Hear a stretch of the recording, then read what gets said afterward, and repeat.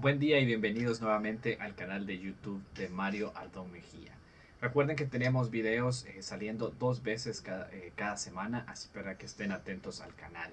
El día de hoy vamos a hablar sobre un filósofo, sí, psicoanalista, es una de esas personas que es difícil de definir y de las que tanto nos gusta hablar aquí en el canal, y es el alemán Erich Fromm, que eventualmente siendo judío y viviendo durante la época de la Segunda Guerra Mundial, pues le tocó movilizarse hacia los Estados Unidos, donde prácticamente hizo la mayor parte de su vida académica. Mario Ardón, aquí, la pregunta de siempre, ¿por qué estamos dedicándole un video a Erich Fromm? Y si hay algunas partes de su obra que nos quiera destacar. Yo quiero hablar de que mi admiración por Erich Fromm fue a partir de leer este libro, Tener o Ser, donde yo leí ese libro paralelamente con otro libro de varios economistas ecológicos.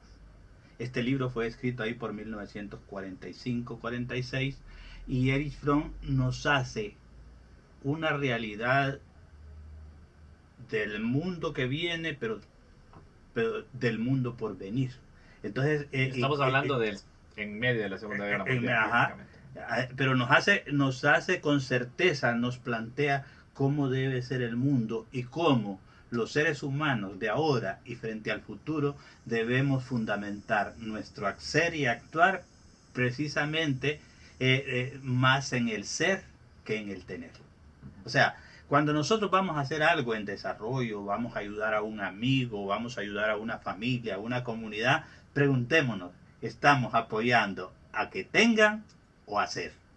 Si estamos apoyando al ser, a que sean, y a que una vez siendo puedan ser por sí mismos, entonces entrémosle al desarrollo, entrémosle a apoyar. Pero si es solo para que tengan, pensémoslo un poquito más. Entonces, por ahí, con esa finura de método, porque Erich Fromm también es lo que el cientista social y el cientista en el sentido amplio de la palabra, que su fundamento es partir de una verdadera realidad, de la referencia que sea la realidad, esa realidad que podemos estudiar en el pasado, en el presente y frente al futuro, esa realidad de lo material y de lo inmaterial que mueve los hilos del ser humano y de la realidad como una propuesta de un futuro prometedor de la vida. A diferentes niveles sociales, geográficos, jurisdiccionales. Erich Fromm es como el libro que deberían tener bajo la almohada, pero leerlo, la gente que tiene que ver que tomar decisiones. Luego, Erich Fromm tiene un antecedente, que él escribe ese libro, El miedo a la libertad. El miedo a la libertad, donde se dice de que este libro, por ejemplo, me estoy leyendo esta otra biografía que ya terminé, esta biografía sobre Erich Fromm, los rostros de Erich Fromm, ese multifacético Erich Fromm, donde se dice que ese libro es de los 71 libros que más han influido en el desarrollo de la humanidad. Libertad. El miedo a la libertad. Entonces, de ahí el arte de amar, el arte de escuchar, y sobre todo él tiene mucho análisis sobre la sociología, psicosociología del campesino mexicano, porque él hace mucho trabajo de campo en México y se vuelve en pionero de una visión de la antropología más integradora, más compleja, junto a Margaret Mead, junto a Ruth Benedict, junto a una serie de estudiosos que quieren ya no hacer solamente psicología, sino pasar a una visión antropológica del acompañamiento a las sociedades que se estudian y con las cuales se trabajan. Entonces yo creo que Erich Fromm es fundamentalmente actual para influenciar el desarrollo de la vida humana y del desarrollo de la realidad con una visión del buen vivir ya. Y muy curioso, incluso lo que me cuenta que plantea Erich Fromm, porque si nos vamos incluso a la actualidad y ahorita que estamos en año electoral y todo eso, creo que muchas de las propuestas políticas y promesas políticas siguen yendo a esa parte del tener, ¿no? Y como que no tienen es muy claro esa visión del esa ser. visión. Y no solo los políticos, creo que incluso podemos hablar profesionalmente, la universidad y las mismas organizaciones de desarrollo, ¿no? Uh-huh. que existen aquí. muchas veces pues no tienen muy clara esta parte. Se van, disparan, decimos, disparan a donde hay recursos y no hacia partir de donde hay que trabajar, de quien hay que acompañar, ¿verdad? Entonces, por eso es que Fromm es actual, porque ayuda a vernos así. Y es tan actual de que va desde la esencia del individuo hasta las propuestas que puede ser el individuo que ha encontrado su esencia. Por ejemplo, en este libro que tengo acá, este libro que tengo acá, que se llama Las cadenas de la ilusión, es a un estudiante de doctorado que ponen a seguir a Erich Fromm en su trabajo cotidiano. Entonces este estudiante de doctorado va siguiendo el trabajo cotidiano de Erich Fromm y un día le dice este estudiante a Erich Fromm, ¿cómo se llama? El estudiante, las cadenas de la ilusión, pero es un estudiante de doctorado que hace su tesis sobre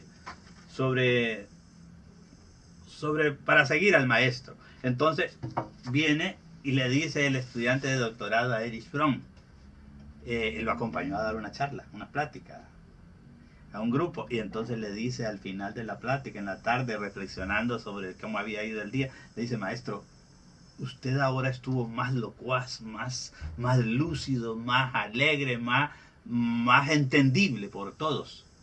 Le dice: es que ahora hice ejercicios físicos y de meditación el doble que acostumbro. O sea, ese ser humano que desde la mañana que se levanta prepara su ser con sus contenidos para enfrentarse al público. Entonces, ese es el Erich Fromm que yo quisiera rescatar en los trabajadores del desarrollo, en los maestros, en los políticos. Ese Erich Fromm que se prepara cada día para enfrentar la vida. Y pues estamos hablando de una persona que parece muy optimista, especialmente considerando lo oscuro de esa época, considerando que él es prácticamente un sobreviviente del Holocausto. Como judío, pues me imagino que tiene una parte muy personal todo lo que sucedió. Y sin embargo nos tiene esta propuesta muy, muy optimista, ¿no? Y un término que se usa muy a menudo con Erich Fromm es el de humanista. No sé si nos puede platicar un poco más sobre qué es en sí el humanismo, más porque incluso aquí hace unos años se intentó hasta prostituir esa palabra, sí, por parte de una organización criminal que todos conocemos. Incluso a veces se habla de humanismo al caritativo, ¿verdad? No, es una idea fragmentada del humanismo.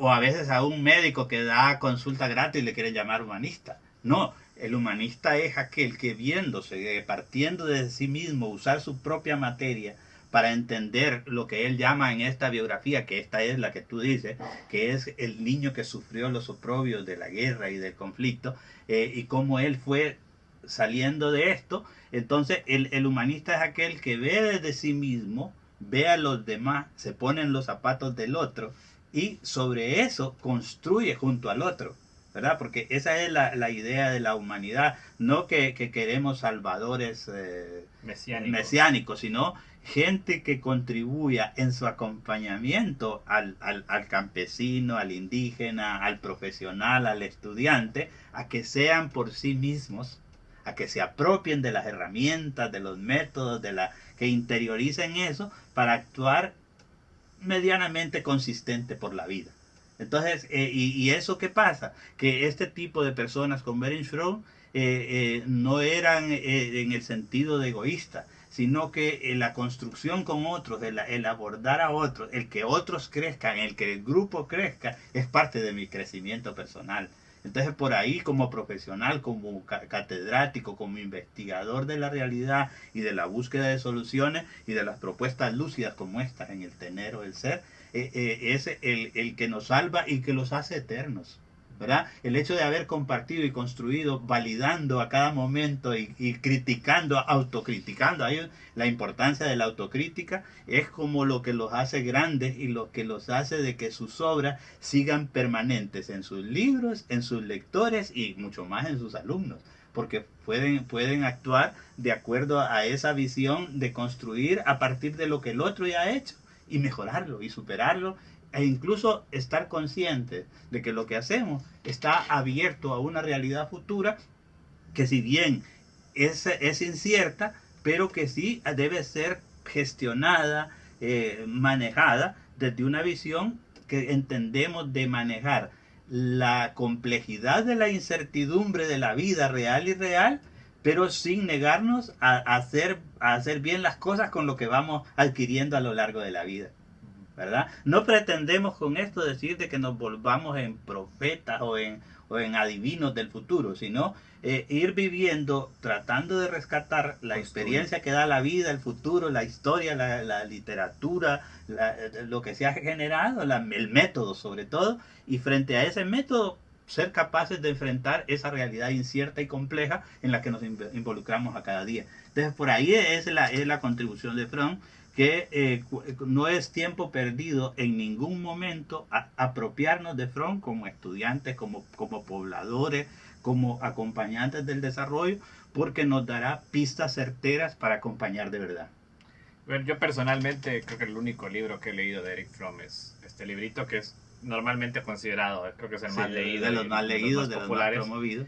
Y sí, es un libro muy interesante, muy filosófico, que entra básicamente en la parte existencial de cuál es el sentido de la vida y todo eso. Y para bien o para mal, pues el libro me ayudó a sustentar bastante mi forma de pensar y mi forma de intentar actuar, ¿no? Todo el tiempo. Así que realmente sí vale la pena, hablando pues de mi limitada experiencia con el autor, pero este es un libro que sí puedo recomendar. Además, Erich Fromm era un tipo tan abierto a la interdisciplinaridad, a la influencia de los otros, que escribe este libro con T.D. Suzuki, Erich Fromm, Budismo, Zen y Psicoanálisis.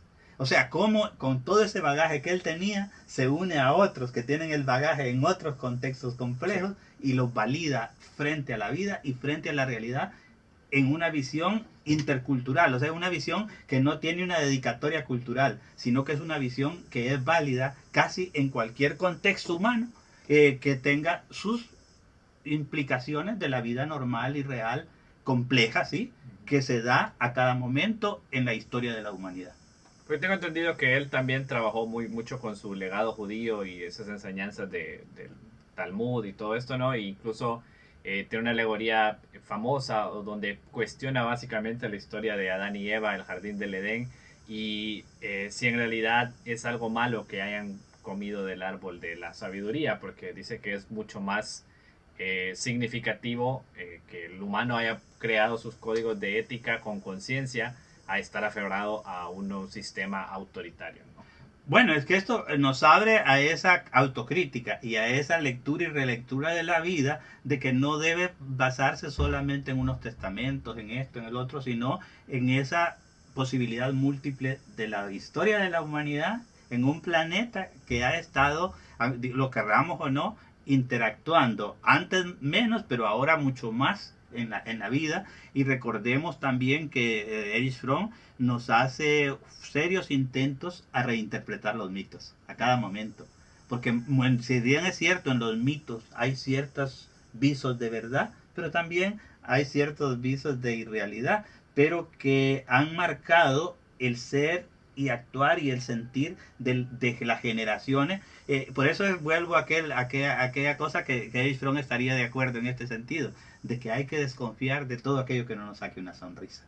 Porque el ser humano ve no solamente con los ojos así de ver, sino que ve con toda una trayectoria que tiene atrás, y entre más ese ser humano está respaldado por una alta referencialidad metodológica y de contenido, va a hacer versiones y pasos más certeros por la vida, acompañando y viviendo.